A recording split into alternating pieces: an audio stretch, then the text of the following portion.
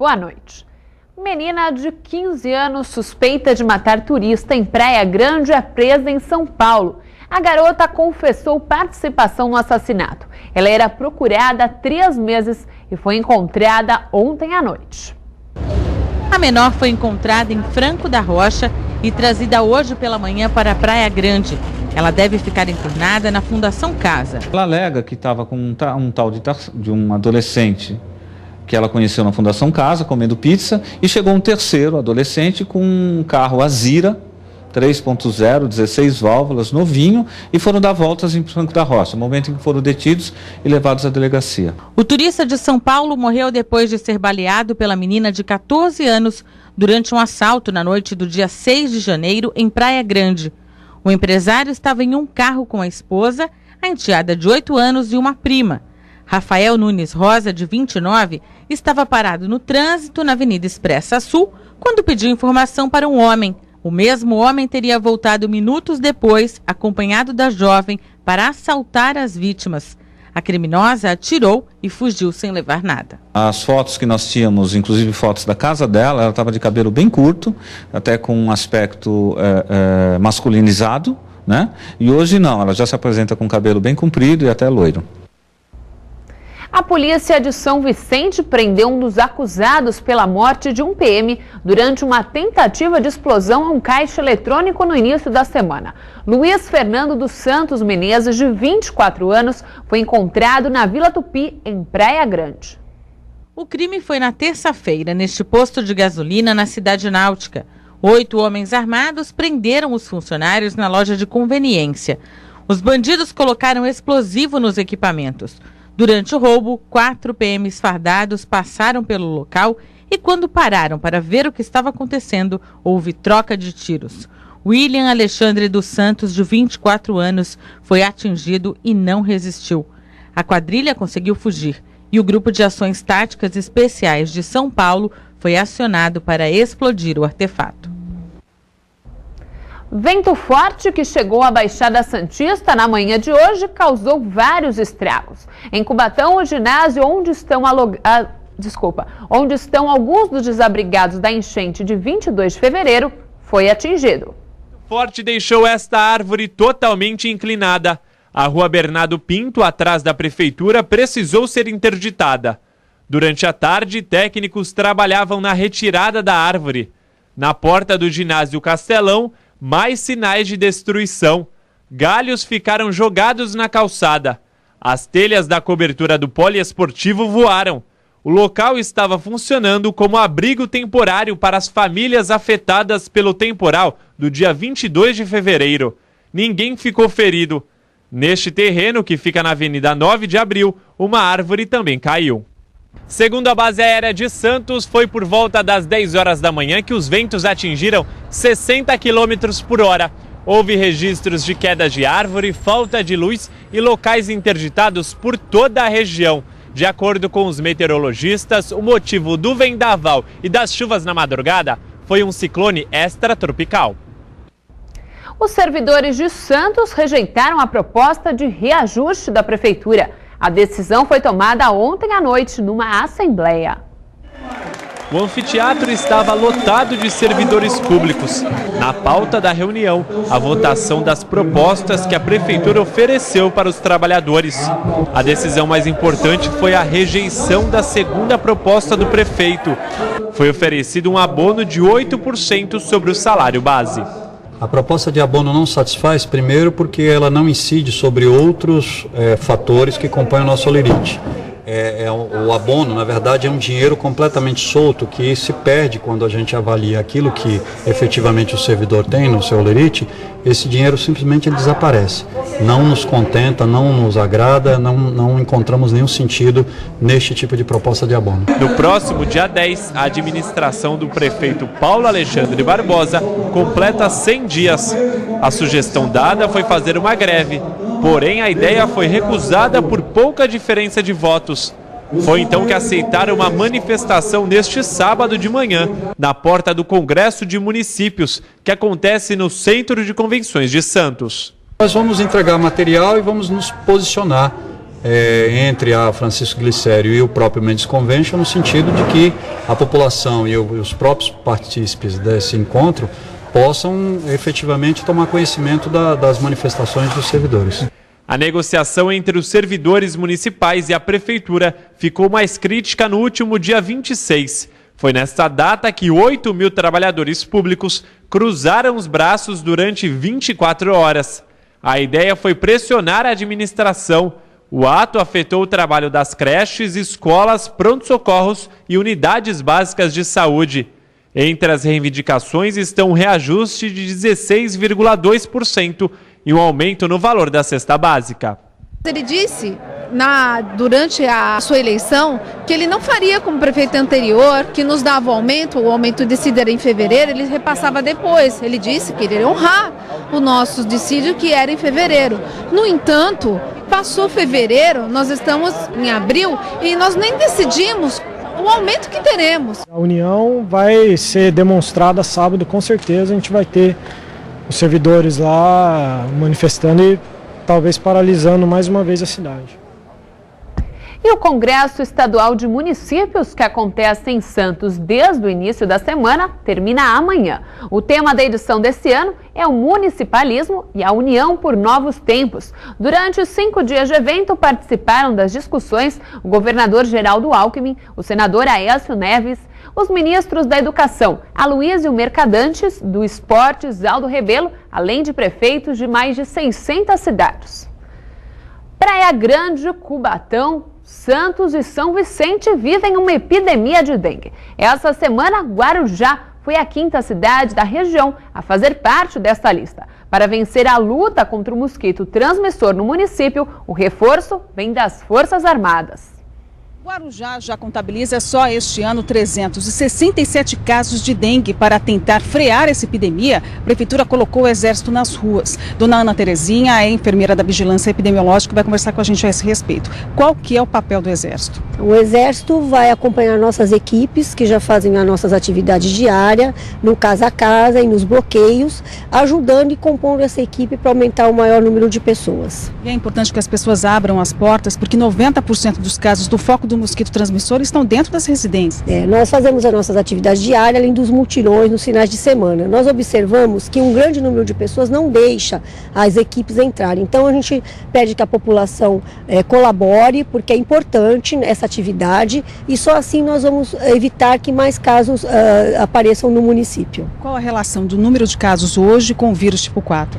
Nós temos, conseguimos tipar em 4 pacientes o 4, né? Então esse vírus está na Baixada Santista desde novembro do ano passado. Então as pessoas estão susceptíveis, porque nós nunca tivemos esse vírus, então todas as pessoas que têm contato com o mosquito, eles podem desenvolver a doença. Quem tiver os sintomas deve procurar os postos de saúde. É necessário um agendamento prévio? Nós temos as UPAs, onde a maioria da população procura, mas nós também temos as unidades de saúde, os AFAs e UBSs, que funcionam das 8 às 17 horas e não precisa agendamento. Todas as equipes estão preparadas para atender os pacientes com sintomas. Além do que, todos os sábados nós estamos abrindo também essas unidades básicas das 8 às 12 horas. Já existe alguma confirmação de morte por enquanto? Nós temos 2 casos suspeitos que foram a óbito. Nós estamos investigando, essa investigação demora um pouco porque tem vários critérios técnicos. Então, por enquanto, nós não temos confirmado esses casos de óbito. Tá certo, muito obrigada pelos detalhes. Tatiana Marques para o Caderno Regional. E para ajudar no tratamento às vítimas de dengue, as unidades básicas de saúde de São Vicente também modificaram o atendimento. Os exames de sangue para verificar possíveis casos de dengue agora podem ser feitos nos postos de saúde. A intenção da Prefeitura de São Vicente é dar mais agilidade no trabalho e, ao mesmo tempo, desafogar os pronto-socorros.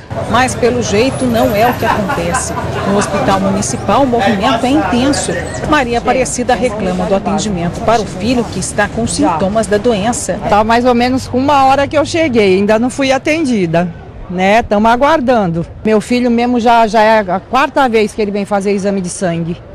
E não é só ela que pede mais atenção. Demora para chamar de torno de meia hora. Vim trazer ela porque eu também fiquei com medo, que ela está tendo muita febre, mas graças a Deus é a garganta que está inflamada. Achou que era dengue? Não, a médica não. Eu que estava desconfiada de ser, mas graças a Deus a médica examinou ela muito bem agora e viu que é a gargantinha dela. Já em Santos, a prefeitura vê evolução no combate à dengue. A gente tem feito um trabalho importante de controlar os focos dos mosquitos. A gente sabe que esse é um trabalho difícil, mas ele tem tido bons resultados. O que a gente pretende é sempre manter isso, e a gente precisa muito do apoio da comunidade, porque uma boa parte desses focos está dentro da casa das pessoas, né? Então elas precisam participar desse processo de controle dos focos de mosquito. E sempre que você perceber, né, sempre a população perceber que tem um aumento do número de mosquitos por algum imóvel, por algum vizinho, por algum terreno baldio que tem próximo de casa, entre em contato com a prefeitura, entre em contato com o Disque Dengue e peça, porque uma equipe nossa vai até o local e ajuda se for preciso. Inclusive, a gente já houve casos esse ano da gente fazer uma intervenção, entrar dentro do imóvel, fazer a limpeza. Então isso é muito importante, é uma maneira da gente conseguir ajudar a controlar o mosquito na cidade. O trabalho chamado de nebulização, também conhecido como fumacê, ele continua nos bairros da cidade? Então, o trabalho de nebulização ele está sendo intensificado a partir desta semana. A gente está contando com a presença de uma equipe da SUSEM, que é a Superintendência de Controle de Endemias, são 24 profissionais. Então, a gente está intensificando nesses 15 dias agora, né, para a gente conseguir diminuir e acabar com os mosquitos alados. Isso é importante que as pessoas compreendam. O trabalho de limpeza, de não deixar a água parada, é para combater a larva do mosquito, a proliferação do mosquito. No momento que ele já está adulto, voando, a nebulização tem uma ação eficiente e a gente vai estar intensificando nessas semanas. Com relação aos exames que passaram a ser feitos também nas unidades básicas de saúde, isso de fato desafogou o atendimento? A gente tem percebido que nas últimas 3 semanas, na rede pública do município, tem diminuído um pouco o atendimento, né? E a gente orienta as pessoas, a população como um todo.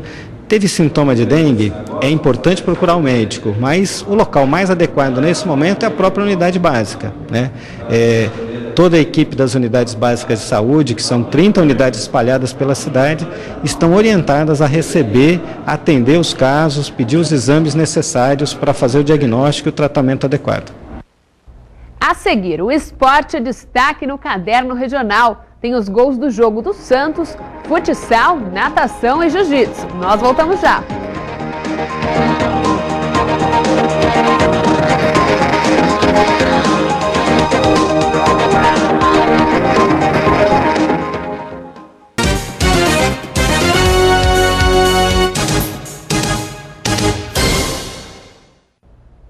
O Teatro Coliseu vai fechar por tempo indeterminado. O anúncio foi feito hoje à tarde pelo secretário de Cultura de Santos, Raul Cristiano. O motivo é a manutenção de ar-condicionados, rachaduras e infiltrações. A programação agendada para os próximos meses será realizada em sindicatos e no SESC. Futebol. Depois de 3 vitórias consecutivas, o São Caetano, penúltimo colocado no Campeonato Paulista, parou o Santos. Veja os gols. A equipe do ABC abriu o placar aos 5 minutos. Jael em uma cobrança de falta perfeita. Aos 7 minutos da etapa final, o Peixe empata a partida também na bola parada. Neymar acerta o ângulo com precisão. Final no Pacaembu, Santos 1, São Caetano 1. Com o empate, o Alvinegro continua na 3ª posição com 33 pontos. O Peixe volta a campo na quarta-feira. A equipe estreia na Copa do Brasil contra o Flamengo do Piauí em Teresina. Já pelo Paulistão, o Santos volta a jogar dia 13 contra a União Barbarense em Santa Bárbara do Oeste.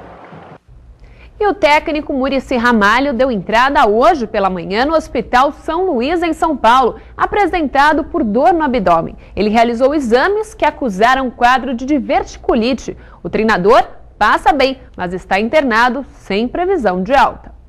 Atletas do Colégio Santa Cecília vão disputar o Mundial de Natação Escolar em Israel. Serão 5 dias de competição. Antes do embarque, o grupo recebeu as últimas orientações da Comissão Técnica da Unisanta. 12 atletas e 12 sonhos. 6 meninas e 6 meninos do Colégio Santa Cecília vão viajar para Israel no próximo domingo. Eles participam do Campeonato Mundial de Natação Escolar. independente se é a primeira experiência internacional do pessoal, né, dos atletas, ela se encaixa muito bem no nosso planejamento. Então nós seguimos a preparação normal, fizemos uma pequena adaptação, né, porque isso é possível dentro de qualquer treinamento, e eles vão representar muito bem o nosso país. O Mundial contará com 14 países e os nadadores do Colégio Santa Cecília serão os representantes do Brasil na competição. O colégio se destacou nas Olimpíadas Escolares, que serviram como parâmetro para que a CBDE escolhesse a escola como a sua representante.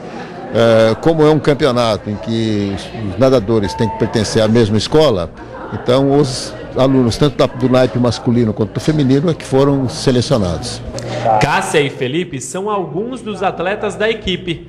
Ela competiu em 2011 em Chipre, uma ilha localizada próxima do mar Mediterrâneo. Já ele nunca viajou para fora do país, mas no ano passado ganhou o Campeonato Brasileiro Escolar na categoria juvenil.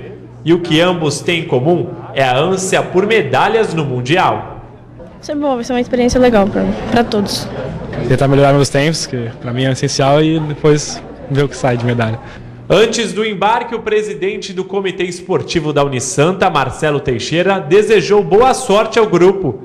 E mesmo se as medalhas não vierem, os alunos vão trazer experiências para os próximos desafios. Para eles é uma experiência única, pela primeira vez alguns estão saindo do país, né, para uma disputa, para um campeonato, nesses que eles já estão acostumados por aqui, mas para eles é uma cultura nova, um país novo, tudo diferente, né? Para eles vão trazer uma bagagem muito grande.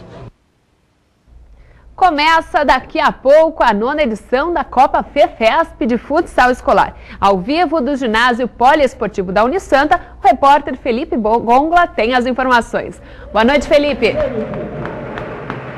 Boa noite, Andressa. Boa noite a todos. A competição que começa hoje segue até a próxima sexta-feira, dia 12. E tem a participação de 8 equipes da categoria Sub-11 de futsal masculino. A competição é organizada pelos alunos de Educação Física da Unisanta e eu vou conversar com o coordenador do curso, Nicolau Teixeira. Organizada pelos próprios alunos, isso é muito importante para eles, né? Isso, boa noite a todos. Sim, tudo que aprenderam na teoria, eles estão colocando em prática, né? Existe uma disciplina que monta os eventos, gestão de eventos, e eles estão hoje aplicando na prática tudo aquilo que aprenderam na teoria. Estão organizando, executando a 9ª Copa FEFESP. Além disso, também para as crianças que participam, é muito importante. Sub-11, uma categoria, né, com menores. Sim. Tradicionalmente, já são 9 anos com Sub-11, né? Então, isso foi uma escolha lá na primeira, né? E é um treinamento para Copas futuras que existe na cidade de outras categorias, né? Então, muitas crianças começam a ser o primeiro campeonato aqui. E o Colégio Santa Cecília é um dos favoritos? Sim, é um dos favoritos, né? Já foi campeão das 5 edições, né? Das 8 últimas, né? Mas existem também outras escolas também tradicionais, né? Como o Liceu Santista, né? O Presidente Kennedy, que também já ganharam algumas Copas. Ok, obrigado pelas informações. A gente acompanha aqui, nesse momento, a cerimônia de abertura da competição com a presença de toda a diretoria do complexo. É com você, Andressa. Obrigada pelas informações, Felipe. 2 atletas de jiu-jitsu de São Vicente estão despontando no esporte, colecionando títulos. Mas para continuar essa trajetória, eles necessitam derrubar mais um adversário: a falta de patrocínio. Amigos e campeões. Mauro e Renato têm 16 anos e um currículo de fazer inveja a muito marmanjo. As feras do jiu-jitsu acabaram de chegar da Califórnia. Dos Estados Unidos, eles trouxeram medalhas do Pan-Americano da modalidade. No ano passado, eu disputei em torno de 25 competições. Ganhei as 3 etapas do Paulista, as 3 com ouro, consegui fechar as 3, campeão do circuito. Fui vice no Brasileiro e 3º colocado no Pan-Americano no ano passado. As mais importantes foram Paulista, Circuito Paulista e agora Campeonato Pan-Americano, mas entre eles tem vários regionais. O técnico Valdir tem 2 motivos para ficar orgulhoso da dupla. Além das medalhas, é claro, ele é pai de Renato. Meu filho já treina desde os 9 anos. Quando ele começou, eu lutava. Eu hoje não luto mais, mas eu lutei até os 44 anos. Foi o último campeonato que eu participei. Antigamente, ele costumava gritar para mim, lá da grade. Eu estava lutando e ele gritando, vai pai, faz isso, faz aquilo. Hoje é o contrário, é eu que fico gritando para ele, marcando o tempo e orientando o que deve ser feito ali na hora, né? Apesar das conquistas, os atletas não têm patrocínio e nenhum tipo de apoio financeiro para realizar as viagens e cumprir com o calendário das competições. Por isso, precisam de ajuda. A gente acaba tendo que tirar muito do nosso para conseguir pagar a inscrição de campeonato, para conseguir pagar as viagens. Então, tudo isso sai muito difícil para a gente. Então, a gente precisa realmente de pessoas que estejam interessadas em ajudar, em apoiar a gente, e ao mesmo tempo a gente vai estar fazendo a propaganda da empresa. O próximo desafio dos lutadores é o Campeonato Brasileiro de Jiu-Jitsu, que vai ser disputado no final do mês em Barueri. Para garantir um bom desempenho, treinos diários. Esforço que chama a atenção de quem está começando no esporte. Eles treinam muito, espelho nele, foco neles, também crescer para ser igual a eles. E conquistar muitos títulos também? Também. Quem quiser ajudar os meninos, o telefone de contato é o 7806-8258. 7806-8258.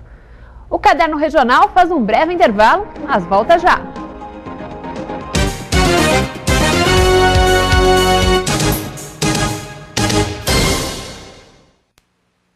O jornalista André Rizek, editor do programa Redação Sport TV, realiza agora à noite uma palestra para os alunos dos cursos de comunicação da Unisanta. Ele conversou agora há pouco com a repórter Mariana Rio. Da revista Veja e Lance, editor do Portal IG e também das revistas Placar e Playboy. Atualmente, André Rizek é comentarista esportivo e apresentador da Sport TV. André, durante esses 19 anos de carreira, muita história para contar aos estudantes. Boa noite.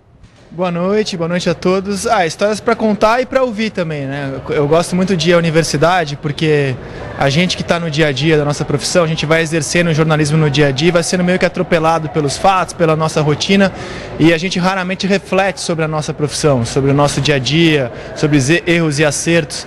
E é muito bom ter esse contato com a universidade, porque aqui é o local de reflexão, é o local da academia, de você refletir, teorizar sobre a nossa profissão. Então, na verdade, mais do que vir contar histórias, eu vim trocar experiências, que eu acho sempre muito legal vir numa universidade para falar sobre isso. E ao longo desses 19 anos, o que não faltam são experiências e histórias para contar. Alguma passagem marcante? Como todo jornalista, já dei furos de reportagem, já dei barrigas, como todo mundo já cometi erros.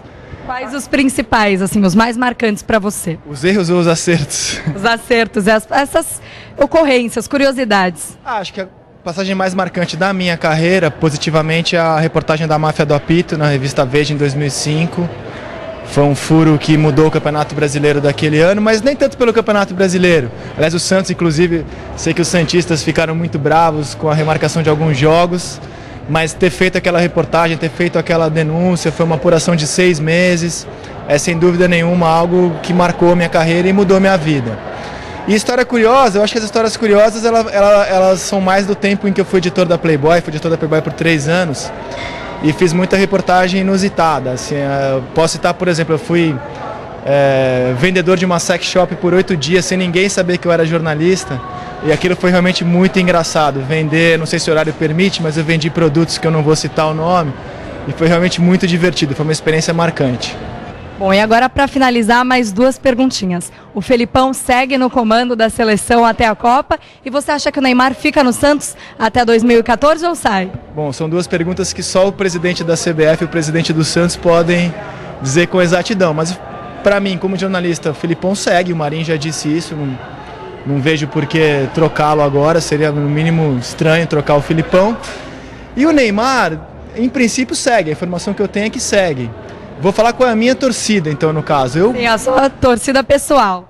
Quero muito, acho que, primeiro, quem tem que decidir se o Neymar vai ou não é ele. Acho que tem muito jornalista dando opinião sobre algo que só ele, Neymar, pode decidir. Se ele vai ser melhor jogador na Europa, óbvio que ele vai ser melhor jogador na Europa, mas o que importa aí é a vontade dele, não o que a gente acha melhor para ele, o que a gente acha melhor para o futebol brasileiro. Então, no caso, se o Neymar quiser ficar, eu vou achar ótimo, porque para mim é ótimo ter um jogador como ele aqui. Eu quero ver os nossos clubes mais fortes, quero ver os nossos campeonatos com mais público, com mais ídolos nos estádios. Então, a minha torcida é para que ele fique até a Copa, depois da Copa, e todo mundo bom de bola fique aqui. Obrigada pela entrevista, André. Mariana Rio para o Caderno Regional. Acontece nesse domingo em Santos um encontro para conscientizar a população sobre o autismo, um transtorno que impede o indivíduo de interagir socialmente e dificulta a comunicação. O evento é organizado pela ONG Acolhe Autismo e acontece pela segunda vez. Nós vamos reunir pais, educadores, amigos, os próprios autistas, crianças, em prol de uma divulgação da causa, né? Nós queremos disseminar a informação para acabar com preconceitos e mitos contra o autismo e tentar sensibilizar a população em geral, políticos, poder público principalmente, porque a gente depende muito do poder público. Qual a importância de um evento como esse? Para nós é assim, já estamos conseguindo chegar longe, né? A primeira coisa é a conscientização, né, de que nós somos seres normais, que as crianças têm condições de conquistar muita coisa. Muito autista ficava escondido dentro de casa, porque os próprios pais tinham vergonha de sair com eles, das birras que eles às vezes faziam. Os comportamentos são bizarros, muitas vezes as pessoas não compreendem, quer dizer, não conhecem, não entendem, portanto não podem ajudar. Então, através da conscientização, através da informação, a pessoa conhecendo, mesmo não tendo um filho autista, não tendo um aluno, não tendo conhecido, de repente pode se engajar na luta conosco, né? Ok, obrigado pelas informações. Lembrando que o segundo encontro Azul Acolhe Autismo acontece a partir das 10 horas neste domingo na Praça das Bandeiras. Felipe Gongola para o Caderno Regional. E a edição de hoje termina aqui. Pelo Santa Portal, você continua bem informado. A partir de segunda-feira, Irineu Alves estará de volta com um cenário novo. O telejornal que você está acostumado a assistir terá ainda outras atrações. Não perca, tenham todos um excelente final de semana. Tchau!